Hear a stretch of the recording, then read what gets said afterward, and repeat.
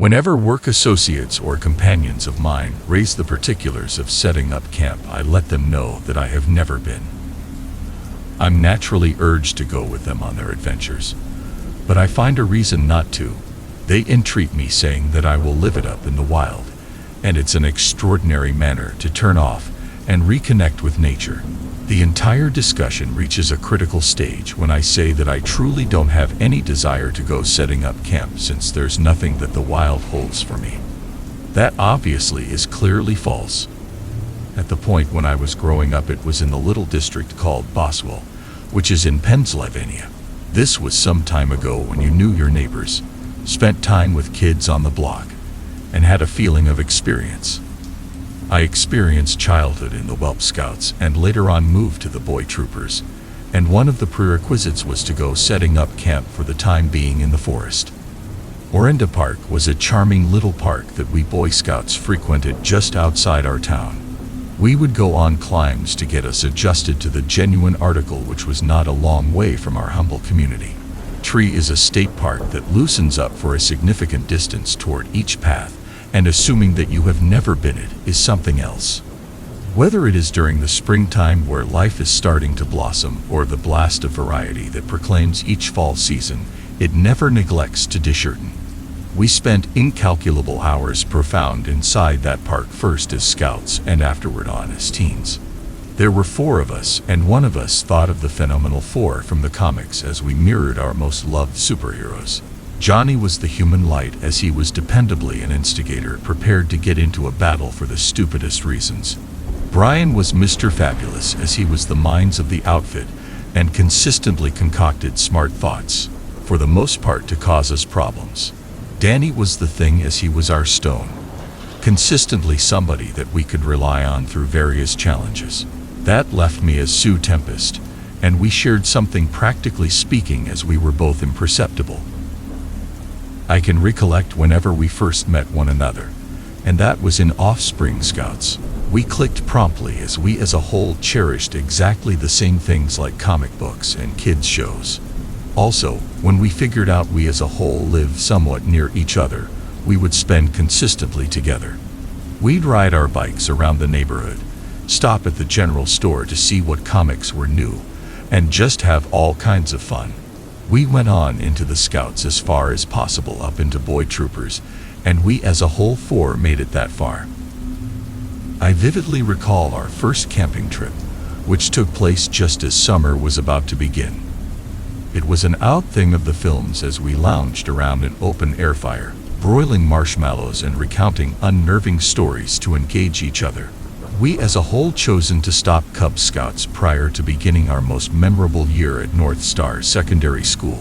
The thinking behind this was Brian believed on the off chance that we weren't important for the Scouts, we wouldn't get singled out as much by the upperclassmen.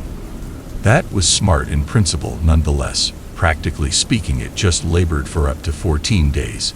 Best case scenario. After that, maybe somebody proclaimed open season on all of us and pursued us like trackers after deer.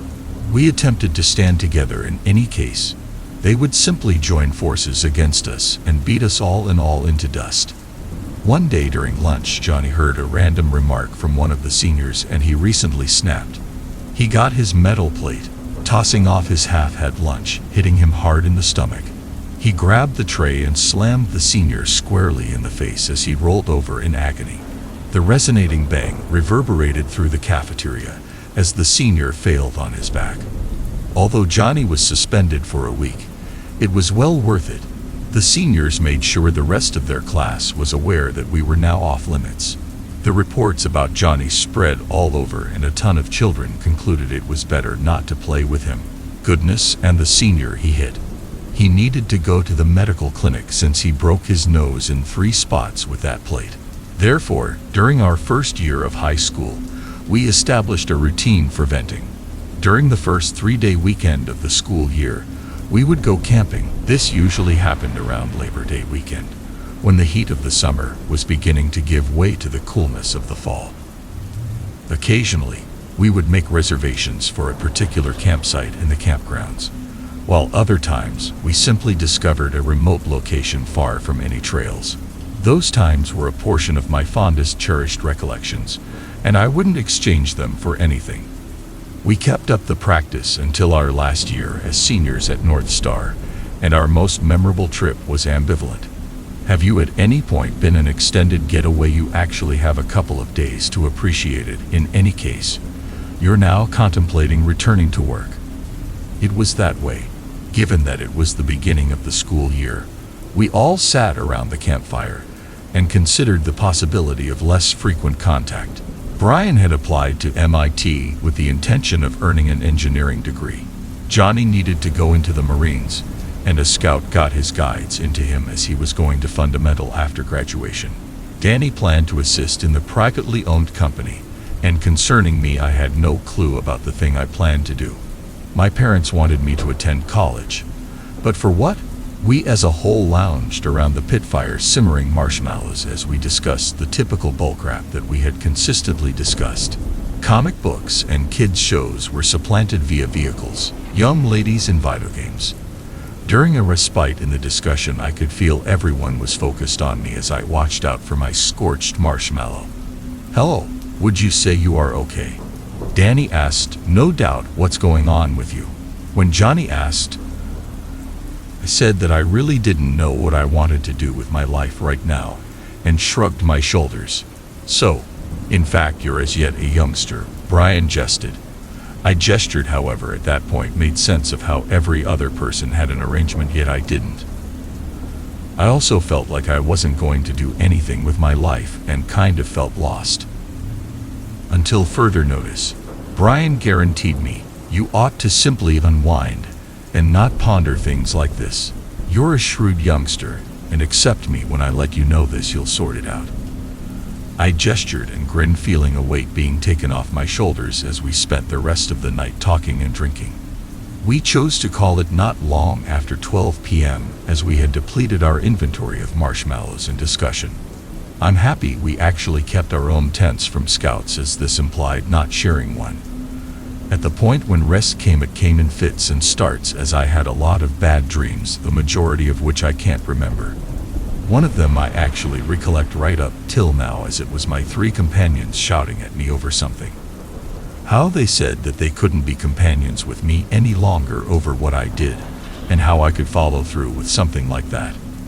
At the point when I attempted to find a solution of what I did, it was just met with really shouting, which rose to a crescendo. I awakened a couple of moments later as I gasped, and needed to return to rest. However, the desperation to answer nature's call was more noteworthy. Unfastening my tent, I went out into the cool night to ease myself on a close-by tree. The moon was splendid and full overhead, practically behaving like a subsequent sun, projecting everything in a pale white light. As I went to my tent, I halted briefly to take a gander at our campground and froze. Mine was the main tent in the clearing. There was no other tent here, as there ought to have been 3 different tents in the clearing with mine. I had seen my companion set them up promptly in the day. I'm certain of it, as I recall Johnny battling with his. He had tossed a portion of the stakes clear across the camping area as we as a whole triumphed ultimately at his explosion. "Hello," I said out loud. However, just the commotions of the timberland welcomed my answer. "H-E-L." I shouted stronger as I considered what had occurred. Why had my companions deserted me? Where had they gone in the evening? Was this an intricate trick of some kind or another? I was waiting for Brian and the others to emerge from the bushes and laugh at me. However, that second never came as I shouted out once again, "H-E-L." My voice, stressed as a combination of dread and frenzy, rose in my throat as I had no clue about what to do straight away. I fell to the ground in defeat because I had never felt so alone before. Maybe there was nobody left, as something concealed had grabbed my companions and their tents from the clearing. That looked bad, as I would have heard their shouts and supplications for help. Letting out a profound cry of misery, I let the whole timberland in on the profundities of my aggravation. Never anticipated that the backwoods should respond to me. Somewhere out there my ears scarcely got a sound that at first I was unable to recognize. It might have been anything from a deer call to a passing plane. I didn't need to stand by lengthy to hear that sound once more, and when it arrived at my ears, a shudder went down my spine. A large dog's bark was what it was. Presently, I could never have pets when I was a youngster, as my sister was ghastly hypersensitive to a wide range of pet dander. What's more, a large portion of the neighbors kept their pets either inside or in their closed-in terraces, except for one, the bitter elderly man who lived 2 blocks away from mine. His dog, a white mutt, used to terrorize anyone who crossed its path, and our neighbors used to complain about it. This canine would snarl and snap jaws at anybody got excessively close. Creature control had been called at least a couple of times on the canine nonetheless. It appeared to either evade their grip or some way or another supernaturally show up inside the proprietor's house. The barks and snarls reverberated off the trees that encompassed the getting, making it difficult to find out where this was coming from. I glanced around fiercely, as I probably was aware by this ravening monster I would have been gone after. I was able to see a silhouette with 4 feet in the distance when I turned around. I gathered all of my strength and sped off in the opposite direction, avoiding trees along the way. I possibly covered around 200 feet when I saw this canine in this distance, a lot nearer now. How is this possible? I thought, as I probably was aware I had run the other way as I saw it simply remaining there. Had no opportunity to contemplate this as my body ran off in one more bearing, evading trees and getting cut by a portion of the low-hanging branches. This time I had just made it 100 feet or so, and I could see it before me a lot nearer this time. I could see that it was a German shepherd as it growled at me, white teeth flickering in the evening glow. Overlooking all feeling of rationale, I steered off in the other course, evading trees as I full out ran to move away from this monster. I was possibly running for a portion of brief when I saw the shadowy blueprint that was a lot nearer as the moon enlightened this thing before me. I froze. My psyche fell flat to understand the animal that I found before me. In the shadows I thought it was a common German shepherd, be that as it may. Very close, this evil entity was everything except a typical canine. A big part of its face was worn out deep down, as I could see a vacant eye attachment alongside an uncovered jaw brimming with sharp teeth. The other eye seemed to stare into my face and was a blood-red color. Its pelt was a mixed bag of uncovered bone, ligament, and even fur tangled with mud, soil, and obviously blood. Each of the 4 paws of the animal appeared to be flawless as it moved with the finesse of a dominant hunter. It snarled low in its throat at me as it woofed once, noisily, as though it was a test, as though to say, "What are you doing here on my property?" All of me shouted that I ought to run, however I knew with the animal standing so close I wouldn't have a potential for success. My muscles secured as I just remained there, paying attention to a snarl coming from this thing that appeared to shake the very ground. Before I could respond, I felt myself being thumped in reverse as it was on top of me in a flicker of an eye. My breath trapped in my chest as I was gasping for air as I turned upward and saw this animal's rotted face near mine. The fragrance of decay and rot fell off this anathema in floods of aversion that was sufficient to make me gag. Turning my head sideways to offer some assurance, I figured out how to croak out the main 2 words that rung the bell. As I prepared for the unavoidable, 1,000 thoughts raced through my mind. Nice D-doggy. In any case, as I at last marshaled up the mental fortitude to look into, I saw this canine sitting on my chest. It took a gander at me with its head positioned aside, as though to recognize what I had quite recently said. I didn't actually flicker this time, as the canine was off my mind and sitting a couple of feet from me. Gradually, I sat up, viewing at it as it stayed there, checking out at me with a similar hopeful look. Ascending to my feet shakily, I never looked away from the animal. As I stood up, it didn't move. I could see that a few small branches had fallen from the nearby trees when I looked around me. Piece of me would have rather not moved in any case. The canine detected I was anxious and begun to gasp. That gave me the fortitude to twist down and get a decent estimated stick as I held it out protectively before me. "Hey, cheer, kid. Need this?" It let out a low woof as it spread into a common let's play position, hanging tight for me to toss the stick. As the dog turned around and began to pursue me, I retreated and hurled the stick as hard as I could as it flew through the air. This thing made 3 or 4 strides and afterwards squinted far away, just to return a couple of moments later before me with the stick in its gag. I was totally puzzled as the canine dropped it at my feet with a smile that appeared to say, "Did I accomplish something beneficial?" This went on like this for an hour or so as we played get back and forth with branches, and he pursued me and I him. Now that I was no longer afraid of this beast, I knew what it would be like to own one, which I had always wondered about. As the primary beams of sun began to channel through the timberland shade, the canine halted in the clearing. As its tail began to wag, its ears perked up as if it had heard a distant call. It moved forward and afterward glanced back at me and woofed once as though to express profound gratitude. The canine ran forward, and this time was running as opposed to squinting out of presence. As it hit the daylight, it began to change once more into an ordinary canine. The fur garment looked brushed and perfect as all hints of rot and decay were cleaned off. The dog was being waved at by a small, shadowy figure when I looked to see where it was running. I saw the dog meet the small figure as they left, disappearing into the early morning light. I cleaned my eyes and attempted to get my orientation as I headed due west.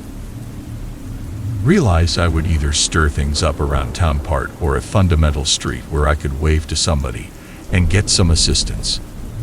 As I dashed out of the woods and into the parking lot, I heard my friends calling my name not even 10 minutes later. They generally saw me stunned and afterward began addressing me at the same time. "Where in the world did you go?" Johnny thundered. "We planned to go get the police." Or if nothing else, the officer Brian contributed, "What in the world has gotten into you, man?" As I shook my head and appeared to be about to cry, Danny came up to me and inquired about how I was doing. "Why, for what reason did you all leave me?" was the main point I could make. They took a gander at one another, puzzled. "Man, we stayed put. We got up toward the beginning of today and seen as your tent unfilled. We assumed you went out for a whiz and returned lost." Johnny sneered as he threw a sack into the rear of the vehicle. "Definitely, I even stuffed your moronic tent and camping cot." This looked bad as I probably was aware I had awakened in an abandoned clearing.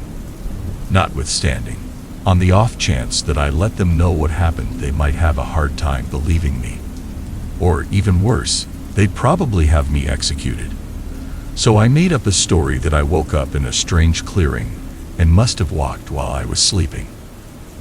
I at no point ever went setting up camp in the future. We just had the amazing chance to go 2 times seriously during the school year nonetheless. It appeared to be that destiny would intercede. Whenever we first couldn't go as Brian had become ill and our last excursion was dropped in light of the fact that Johnny was grounded. The rest of the year flew by as we prepared for our departures and studied for our final exams. I had taken my folks' guidance and signed up for a close-by school, and there I tracked down my new energy. Chose to seek after a 4-year certification in business organization and graduated at the highest point of my group. After graduating, I had gotten a new line of work inside a fruitful PC organization and had tracked down my specialty throughout everyday life. Tried sincerely and was compensated for itself, and in under 5 years I had moved to Pittsburgh to run workplaces there. I had spent all of my savings on a nice condo in a high-rise building that faced the river. I had even found a nearby safe house and embraced a youthful German shepherd that I lovingly called Duke. Yet, that is not what torment my fantasies around evening time. In my dreams, I come back to that clearing every so often. What's more, I find something different that the woods has guaranteed and wound into a frightful animal. It very well may be a deer or a bear or something different, and I can nearly hear the woodland attempting to get back to me to it. Once in a while, when I awaken around evening time, I gaze across the banks of the Allegheny Waterway. I wonder if I will one day wake up in the middle of that forest as I look out over the wooded hills beyond. Furthermore, Additionally wonder, on the off chance that I will at any point make it out. I went setting up camp a couple of years prior while I was in secondary school, and some peculiar poo occurred. As of recently, I've been excessively scared to actually have a go at researching what might have been happening. So I'm right here, trusting the instructive individuals on this sub could offer me a few responses. It was my senior year of secondary school in a staggeringly little southern town. I was graduating early, so it was a colossal arrangement for my family and myself. My mother, sister, and I lived with my grandparents, and we were all truly close. The grandparents, anxious about me graduating quite early on, were particularly sappy about the entire thing. My granddad, being the nostalgic, sweet person that he was, chose to take me setting up camp several days as a last hurrah before I left town. I consented to the experience without even batting an eye. I had been exploring nature often previously, and figured one final end of the week in the forest would be an extraordinary memory to take with me on my life process. After the first, and what turned out to be the main evening, I wished I had said no and gone to one of the psycho parties happening that Friday. Granddad and I pressed our stuff promptly in the first part of the day and set out for the most famous spot to camp close where we resided. Regardless of being truly outstanding and just camping areas, as it wasn't connected to a trailer park, it never felt swarmed. Each site had a trail that led to the individual site from the main road, where cars could be parked. The spots were well spaced. The one we selected ignored a little bluff over the waterway that went through the recreation area. The point when I say little, I mean somewhere in the range of 8 to 12 feet. The bank that led into thick woods was about 30 feet across the river. From the start, I thought it was a wonderful view. The location itself was average. There was a tent pad about 15 feet from the cliff, a fire pit across from it, and a picnic table with a lantern hanging pole and hook over the river. Gramps and I set up our tent, fixed the sleeping bags, and ate a light lunch in an effort to save the evening for fishing and perhaps a swim. The evening seeped into night, and my thought process was a faster than normal speed. Our swim in a more well-known section of the river was cut short by a group of rowdy teenagers, and we did not catch any fish that were large enough to be worth keeping. So at around 6 o'clock, we returned to our home for the end of the week and sat back with an intriguing round of seeing who could toss stones the farthest across the waterway. I outmaneuvered my serious granddad, and he credited it to having a terrible back. At 7:30, we lit up the fire and broiled wieners, following them up with some s'mores. A run-of-the-mill late evening setting up camp for the occasion. Granddad killed the fire around 9 o'clock, feeling we ought to tap out and go out on certain paths in the first part of the day while it was as yet cool. It was a starry evening, and the stars were totally gorgeous, so we didn't put a canvas over the tent, assuming if it wound up coming down, it would basically make a noteworthy story. Standing up, I could see outside and overall around the tent. Setting down, I could see the sky and the treetops. I recollect this causing me to feel somewhat uncomfortable, and afterward very uncomfortable. I awakened sooner or later around midnight to my granddad wheezing. Sluggish, I actually look at my telephone. It was 3:23. I remember thinking to myself, great, I can get another 2.5 hours of sleep before sunrise. Somewhat more alert now, I began to see something off about my granddad's wheezing. It was more profound than average, and throaty.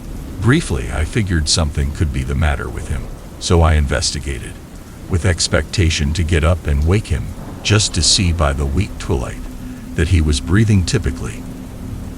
I could hear it now, his genuine breath. Ends up, he was wheezing, however it was delicate, and I needed to concentrate, extra difficult to make it out, blended in with what I currently acknowledged was a common snarl coming from someplace outside the tent. Upon this acknowledgement, I was loaded up with interest. Being from a humble community, and used to being in the wild, encompassed by varying creature clamors. I wasn't promptly unfortunate. However, that would come. I attempted to return to rest. I figured it would be simple, yet following several minutes, I began to want to keep my eyes shut was risky. Like while you're cleaning up in the shower, and you risk getting cleanser in your eyes since it seems like somebody is there with you. This odd sense was overwhelming. So I woke up. My pulse began expanding when this survival feeling just deteriorated now that I could see some different option from my eyelids. You're being absurd. I attempted to dissuade myself, meanwhile turning out to be increasingly more mindful of this odd snarling. It didn't seem like any creature I would be exhausted of around here. It felt unfamiliar and upsetting. So I did what any sensible individual would do. I stood up and looked external the tent. Our sight was immaculate and serene, looking under the moon and stars. Then, at that point, I calmly looked across the stream. It mirrored the sky, and before I hoped to notice the bank, I nearly needed to go sit on the little bluff and partake in the evening. Almost.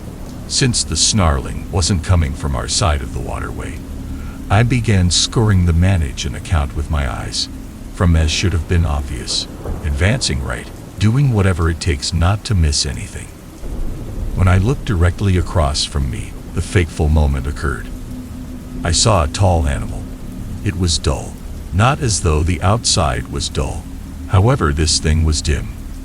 It seemed like it somewhat mixed in with the forest behind it, yet I could simply make it out.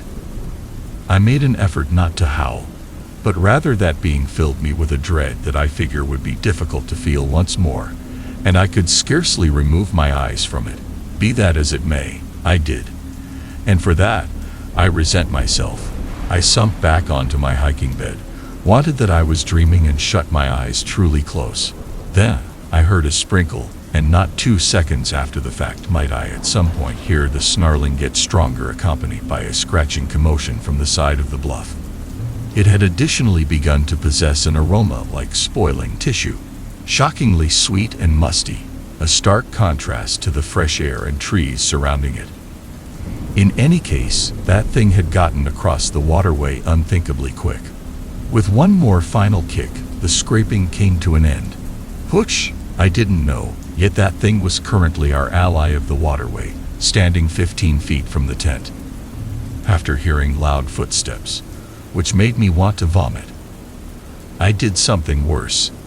My hiking bed got warm and my shorts were presently adhering to my wet legs. I started to cry as this animal moved increasingly close to where my granddad and I were in a tent, perilous. Things began raising a ruckus around town. Pebbles. It was provoking me. The smell was deteriorating, and that awful snarl was making my spirit shiver.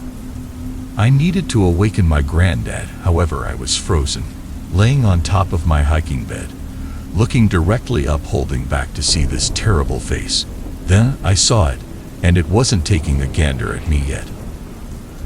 I saw gigantic shoulders, yet I was unable to know if it was canvassed in fur or skin or scales. It was very much like it was the point at which I saw it across the stream, mixing away from plain sight. It was circling the tent and dragging a hand, paw, or whatever it was using to do so over the mesh. I began choking from the smell, and afterward it saw me. It had tremendous yet boring eyes in any event, for its unbelievable size. I'm thinking around 7 feet tall. I hear another splash. This thing grunts, and my grandfather wakes up when I scream. Granddad takes a gander at me, and I simply let him know I had a bad dream, realizing he might have a hard time believing the experience I recently had. I let him know I need to return home at this moment, so we leave. Since then, I haven't gone camping. I haven't even needed to sort out what this animal was. However, a few companions welcomed me to go camp with them, which I denied. Yet, I believe I'm prepared to understand what this was.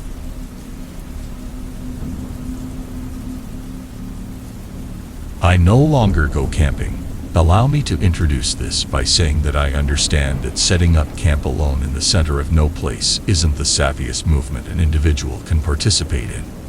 I've lost count of the times that good-natured gossips have addressed me about it. Be that as it may, to be perfectly honest, simply couldn't care less. All of my life I've done things that I would especially prefer not to do. I went to class. I found a new line of work. I cover my bills. Setting up camp, the tranquility and the isolation of the timberland around evening time, gives me endlessly bliss appears to be hard to find most days. Never felt apprehensive in the forest, regardless of how remote. Only when I was doing what I was always meant to do did I ever feel calm and peaceful. That doesn't imply that I never avoided potential risk. There are 3 things that a lone lady needs in the forest: decent medical aid pack, a decent compass, and a decent canine. I generally went out with each of the 3, and I generally felt that those things could keep me from anything that could be out there in the woodland. I was obviously wrong, be that as it may, on the grounds that I just at any point thought to be the living dangers. The final setting up camp excursion I'll at any point take began regularly. I had arranged a 3-night circle through a stretch of woods I'd never been to, because of the new and far-off territory, and the way that I wouldn't be following a laid-out trail. I was just anticipating climbing around 8 miles daily prior to camping out each night. That way I couldn't at any point be excessively depleted to use sound judgment, and could by and large partake in my new environmental factors all the more completely. Stacked up my load with every one of the provisions I'd require, let my folks know where I'd be and when I'd return, and went out to a piece of the express that was totally unfamiliar to me. I showed up at the backwoods promptly in the day, and stopped close by an abandoned stretch of Rock Street. I could see no sign that the street had been driven down in a long while, and the possibility of having this entire segment of woods to myself filled me with a snapshot of joy. When I opened the passenger side of my car to let Susie out, that moment got even more intense. Susie was the sort of canine that incited interminable hypothesis about her hereditary line. At the end of the day, she was a few various types of mutt all moved into one. However, not especially threatening to check out, Susie was faithful and defensive. I wouldn't go on a climb without her close by, and she was never more joyful than when she was strolling alongside me. Susie gave me certainty that I could deal with anything the wild tossed my direction. Susie and I set out into the woods with my heavily loaded pack on my back. The course I had picked was rough and shifted, and frequently I needed to stop to really take a look at my guide and compass. The first day, I decided to walk along the ridgeline, and what I found was a maze of broken rocks and fallen trees. There was no indication of mankind there, no unfilled containers or explorers to pull me back into development. It was paradise, despite the challenging terrain. I set up camp in a clearing near one of the higher ridges that evening.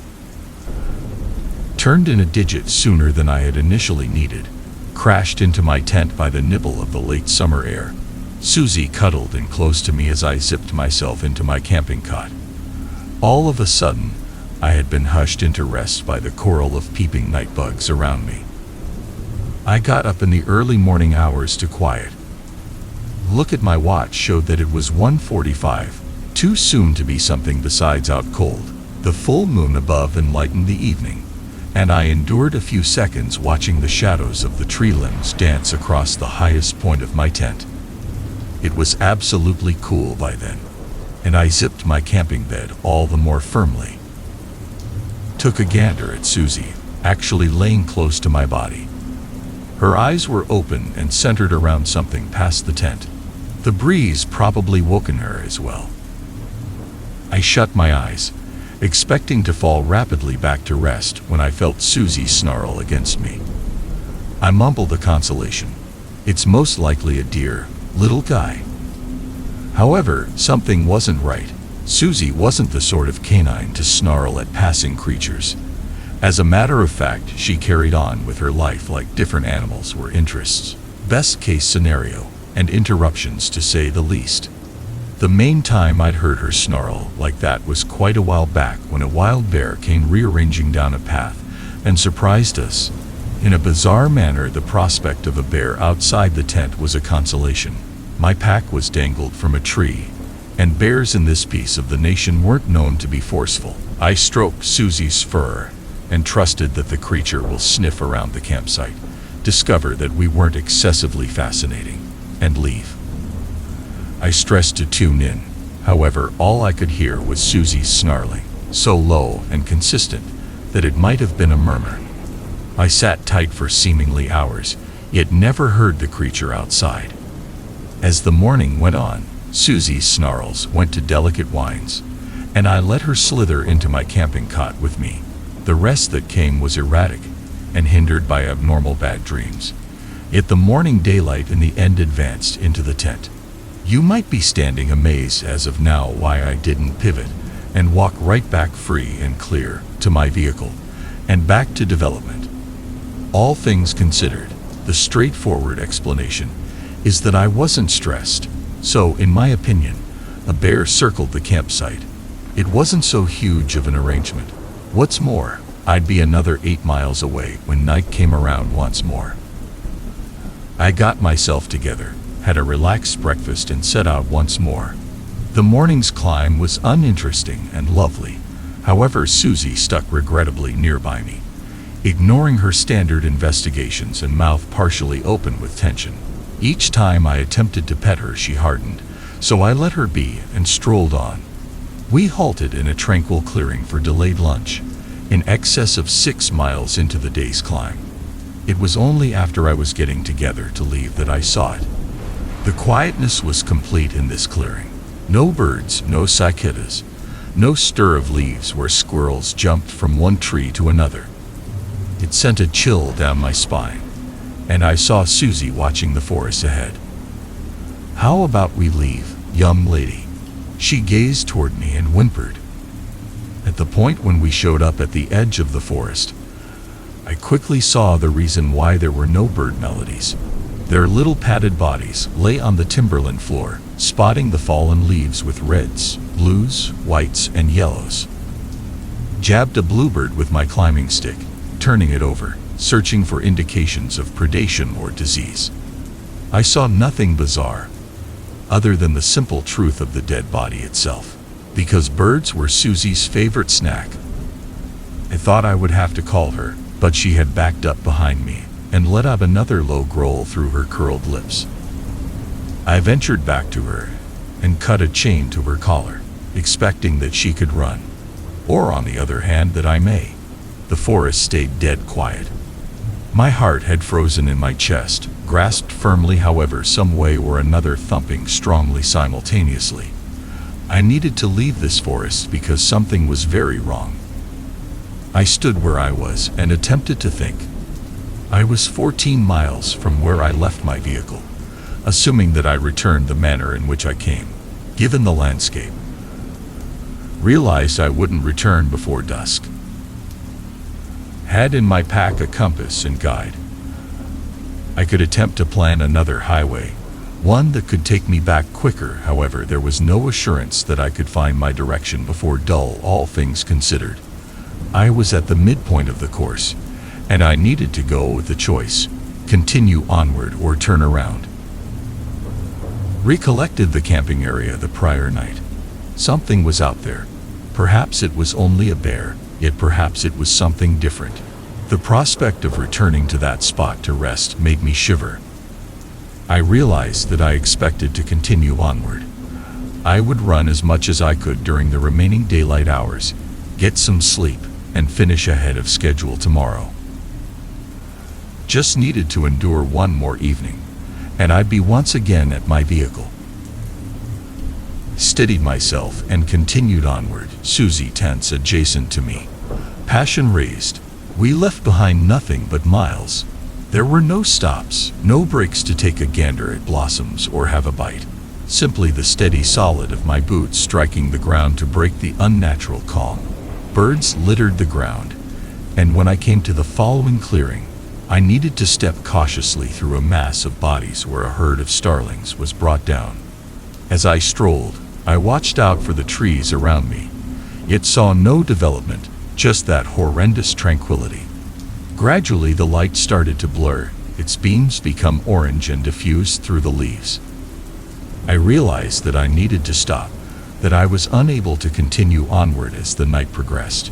The tent, however made of polyester and carbon fiber, would essentially permit me the deception of safety. Track down a clearing, generally without dead birds, and set up for business. Susie whimpered, "It's all right, girl. We'll be gone tomorrow, I guarantee." I was in my tent before the sun completed its plummet behind the trees, hand wrapped firmly around one of my climbing shafts, and Susie close to me. Just hoped that whatever was out here would ignore me.